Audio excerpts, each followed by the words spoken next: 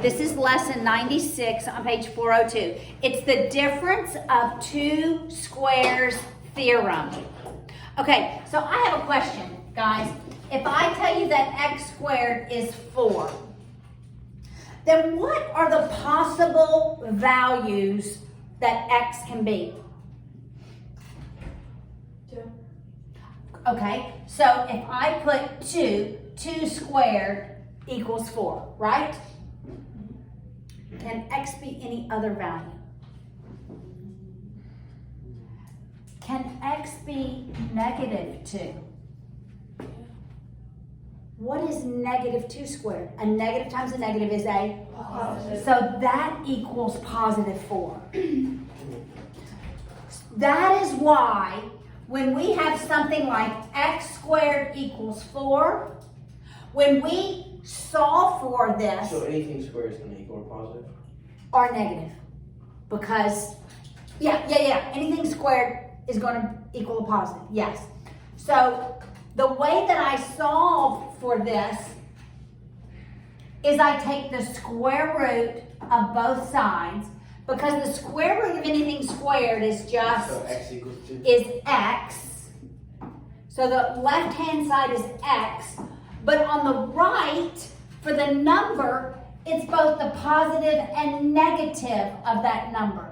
So it's both plus and minus 2 for this reason. Okay. Because when I multiply a positive number, I get a positive number when I square it. Wait, what is x and the minus mean? X equals plus and minus 2. So if I said a squared equals 9, when I take the square root of both sides, for the 9, it's going to be both plus and minus that So value. then it's just a equals positive and negative? A is positive and negative 3. Okay, that's super easy. Make sense? Right? I have an issue. Everybody with me? Everybody with me? Okay, let's work the example problems.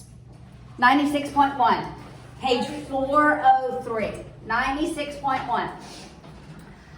So p squared equals 16. How do I solve for that? I take the square root of both sides. For the number, it is both Positive and negative. positive and negative, so the value of p is both positive and negative 4. So are they all going to be this easy? Wait, so you're taking the half of 16? Not half, Yeah, it's the the square square root. What times itself equals 16? Oh, I was Right? the smallest number. Are they all going to be this easy? Well, no. Is that it? What about p squared equals 41? How do I solve for it? I take the square root of both sides. The right is both positive and negative, so the value of p is both positive and negative. What if there's no number that I can go into? So it's positive and negative square root of 41. And then I ask myself, is that the most simplified version of that radical? Remember, we have simplified radicals, right? So 4 can't go into it. 3 doesn't go into it. Well, it would be 4 is a perfect square. That's 2 times 2, right? 9 is a perfect square. So that would be the answer. Because I can't simplify it anymore. That's So if you can't What you simplify call it, you just leave it? that's a what you call it number, Yes, what is it called? irrational. Irrational number. This is it. That's the answer. You just leave. Just leave it like that. So what if I have k squared equals 13? How do I solve that?